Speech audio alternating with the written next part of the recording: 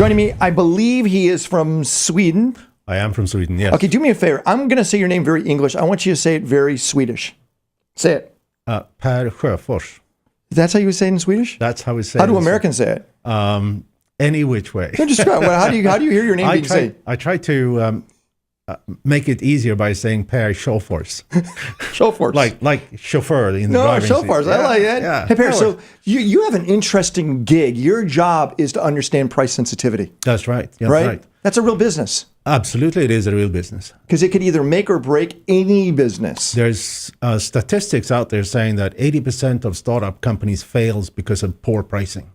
80%. 80%. See, it amazes me, like when I go to even an amusement park, how did Disney World come up with that ticket price?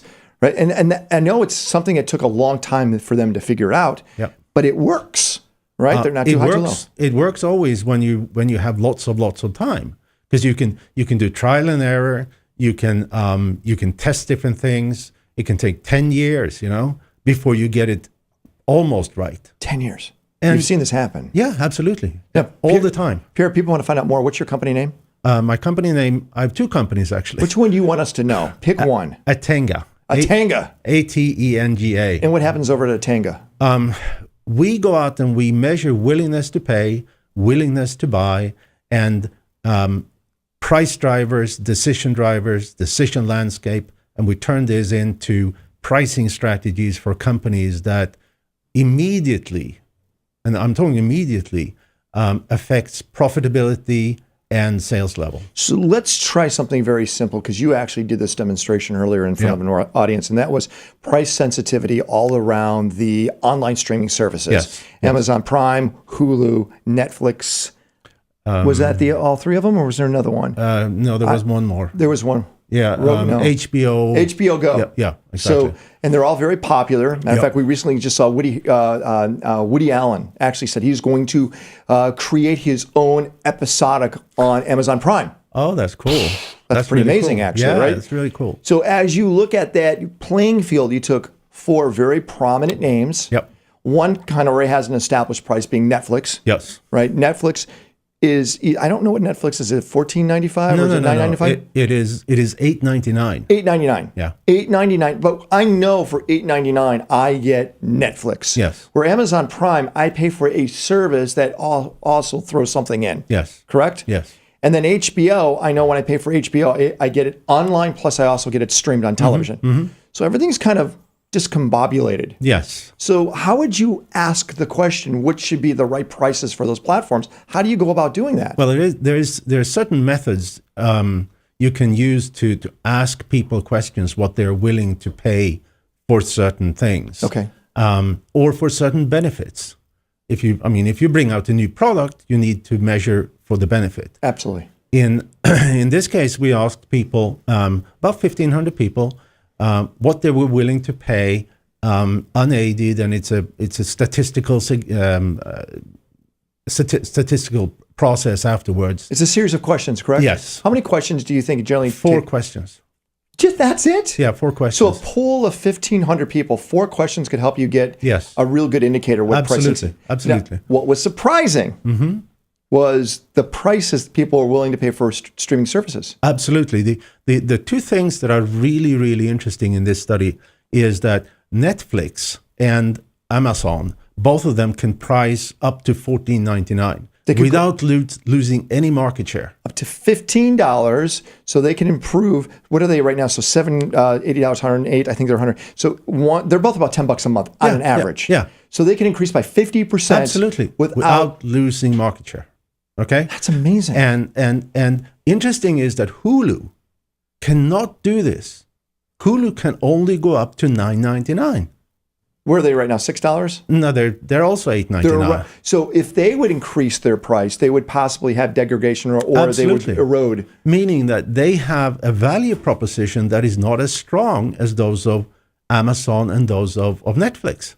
So those 4 companies, HBO, Netflix, Amazon, and Hulu, they would look at your numbers, one, on a competitive basis, right? And 2, for themselves, saying, wait, we are at that sweet spot, or maybe we can do some movement. Yes, exactly. And why wouldn't not HBO, why wouldn't a Netflix or an Amazon Prime make that modification? Because they're scared. But isn't it the old saying, if I have the knowledge, it gives me the courage to take the action? Yeah, but they don't. They don't. They don't.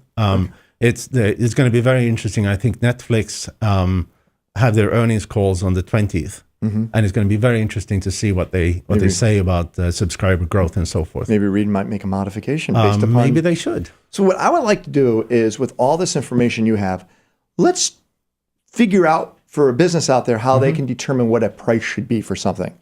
Okay? And let's just give another example that might be surprising, where a higher price still might attract an audience. And you and I mentioned earlier. Yeah. And that is? Well, let me tell you a story, okay? Story about wine. Wine, okay. I was, and this is one of the reasons I started this business, I was up in the Paseo area, and I found this little vineyard doing only Zinfandel. And the wines there were much more expensive than anywhere else. They were like $50-$60. And I said to the guy, this is really expensive. And he said, yes, last year I was like everybody else, and I didn't sell out. So this year I doubled my prices and I sold out in 3 weeks. Same product. Same product. Same product, double the prices, and sold it all out. Because price is your most important message of the quality you deliver. So price doesn't equate to scarcity, but quality. Yeah. Pierre, we were mentioning earlier wine, and somebody said, hey, I want to mark it up 3 to 4 times and sold all the inventory. The product never changed, but the perception changed. Absolutely, because the price of your product or your service is the most powerful marketing message of the quality and the benefit. Okay. It sounds scary, meaning this. If I'm a lawyer and I generally charge $250 an hour, and I've heard this, by the way. Yeah. If I double my hourly fee to $500, I get more business. Yes. I've heard this. Yes. But making that gigantic jump, yes, it's a perception thing, right? Absolutely. Many companies, many executives are timid when it comes to pricing. They don't believe themselves. They don't believe that they bring to their customers the value that the customers perceive. And Apple's a great example. Apple is a great example. It's a computer. Yeah. But it's 3 times more than its competitors. Absolutely. Because Apple decides to not sell to the customers who are price sensitive. They are selling to the customers who like the specific differentiators, the quality, the integration, and so forth. And they say no to the people who wants a low price. Yeah, you're not our customer. You are not our customer. If you want a low price, go and buy an Acer or a Dell or something, not an Apple. So let's get out of hardware and wine, and let's be more generic. Is there a way that we can ask ourselves certain questions, or our audience certain questions, to figure out what the right price is? There's something, it's called the Van Westendorp price sensitivity meter. That's what I thought it was called. Yeah. Okay, of course. And you ask 4 very simple questions. You describe the product or the service in very detail, and then you ask, at what price is this so cheap that you think the quality is too bad? It's not good enough. Okay. This is the bottom. That's the bottom of the question. Seriously, right? Because you're finding out what this basement is. Absolutely. Okay. And then you ask, at what price is the price too high? Okay. So it's just out of the question. So now that's our ceiling. Exactly. Well, it's beyond our ceiling. It's beyond the ceiling. Okay, got it. And then you ask 2 questions. At which price would this be a great bargain? And at which price would this be just about obtainable? So you have the midpoint, and then you have your ceiling. Yeah. And if you ask enough people this, of your customers, and you subject the answers to statistical analysis, you will get your optimum price point. And this is what you do at your business? That's what we do in our business. So companies hire you. Absolutely. Do you use existing customers, or should you go off to a different pool? First of all, you ask these questions anonymously, because otherwise they'll lie to you. Yeah, that's true. Right. So you have to use a third party. Okay. And we use customers to our clients. We use non-customers and people who doesn't even know that this company exists. And you can do this for anything, right? Anything. With stem cells, shovels, rear axles. You just put stem cells and shovels together. I've never heard that before. That's impressive. Rear axles for trucks. Pierre's company is Atenga.com. This is exactly what they do for pricing mechanisms. You need to find out what the right price is. This is where he finds it. So let's say, for example, we here at Business Rockstars want to do a webinar on something, okay? Yep. And you know a lot of our people like Ken Cragen. You know Ken, right? Yeah. Let's say Ken Cragen is going to do a webinar on his 3 threes mechanism. He does this thing. How would we at Business Rockstars, and I'm just using us as an example, we would ask those 4 questions to find out what the right price is for the webinar? Yeah. There's a little bit more. You need to know that the audience is the right audience and so forth. I love this. But and then you need to, again, subject the answers to this statistical analysis. And then you have the answer. So a movie theater we go to, the AMCs, now we have the iPix. I'm not sure if you've ever been there. No. It's $25 a seat to go see a movie. Wow. That place is always maxed out. So they have figured that out, probably not doing it your way, but maybe by hit or miss after a while. Absolutely. And then it's much more costly to do. It's because time. Yeah. Right? It takes a long time during which you either leave money on the table or you don't sell enough. Okay. So people that are listening right now, they should, these 4 questions, ask their customers, how big of a base do you need to really get a good baseline? Or pools, what it's called. It really depends a little bit. You want to have, for statistical significance, the number is 96. What's that mean? 96 means that you have 95% confidence factor plus minus 5%.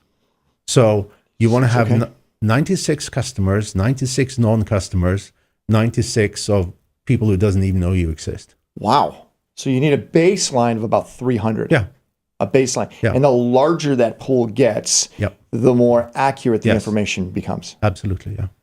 But then you need to segment this as well. In what area? Well, you talked about the movie theater. Yes, movie theater. Maybe you find that people who are looking for romantic movies have a different willingness to pay than those. Valid point. Than those action or 3D. Exactly. So right now, people that are listening and they have, let's say, a restaurant or a dry cleaner or a delivery service, how can they take your methodology and apply it on what they're doing? And I'm saying that's the average business person that's out there, right? Yeah, exactly. And they don't know how to. Well, really, the best use is to use a third party. A third party would do this. That'll do this for them. This is what you do. This is what we do. And you do that. And we have become possibly the leading company in the US on this. Wow. And it's fascinating. Well, it is, because you get to see what maybe they weren't aware of. It blows my mind. When most of the time, when people come to us saying we have a pricing problem, we do this work and we find out they have a marketing problem. Oh, wow. Their marketing is wrong. They're selling to the wrong people at the wrong price. So you fix that, then you fix the right price. And this is, again, what you guys do. Absolutely. Why don't I hear about many companies like yours? There are very few of them. Yeah, there really is. Yeah. Why? Because it sounds like this is a massive broken part of business. So we did a study a couple of years ago where we asked a statistically significant number of American CEOs, what is the best way to increase profitability? Oh, okay. 88%. Great question. 88% says increase sales level. Increase sales level. Okay. 8% said cut cost. Okay. And the balance, which is 6% or 4%, said work with pricing. But the point is that you don't increase profitability by increasing sales. Because you're in the crowded market. You have to add more sales force. You have to add more. And pricing, you can often double your profitability in 3-4 weeks. But you have to have a product that could withstand that price increase. And that's what you measure. That's it. Yeah. So go back to the lawyer. Yeah. The lawyer needs to make sure that here's the problem with the lawyer. The problem with the lawyer is the customers that he's probably working with at $250 an hour are probably the ones that can't afford $500 an hour. Yes. So doesn't he have to do a new marketing program to go after the people that could afford the $500? Well, let's say if we talk about the lawyers specifically, location matters for lawyers. Okay. Okay. So here locally in Los Angeles, if you have your law firm in Beverly Hills or in Century City, you're $500. Yes. If you're in Van Nuys, it's $250. Yeah, it gets cheaper. Or if you want, you could use a lawyer that's in, let's say, Tucson. Yeah. And it's even lower. Yeah. And you could do that. So you can as a lawyer, and this is a value driver.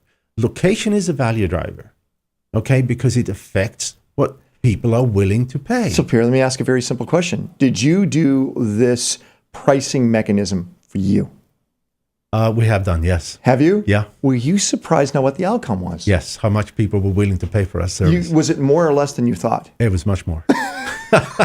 Did you make the modification? Yes, we did. And did you have to do a new rebranding or repositioning or remarketing? No, we didn't. So, but I think what you're doing right now is a great use case for businesses. I wonder if there's a way we can get different businesses to work with you from the show before and after. That'll be great. What they thought they should be charging and what they should be charging and where it can actually enhance the business. Are you up for that? Absolutely. All right. So again, if people want to find out more, what's the website?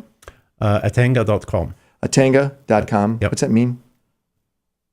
The real story is that you need a name for your business, That wasn't taken. So I took my wife's name and I turned it backwards. Really? Yeah. It's actually a pretty cool name, man. That's a good reverse name. But it happened to mean rely in Spanish. Oh, wow. You're very fortunate. Last thing, about 30 seconds. Has there been anybody that's overpriced something? Yes. And it totally failed? Any brands that we might be connected with or no? Yeah, but I can't tell you. No, nothing public? Not people that overpriced, but we have clients who overpriced and we corrected the price to where it should be, So and they started to grow 5% a month.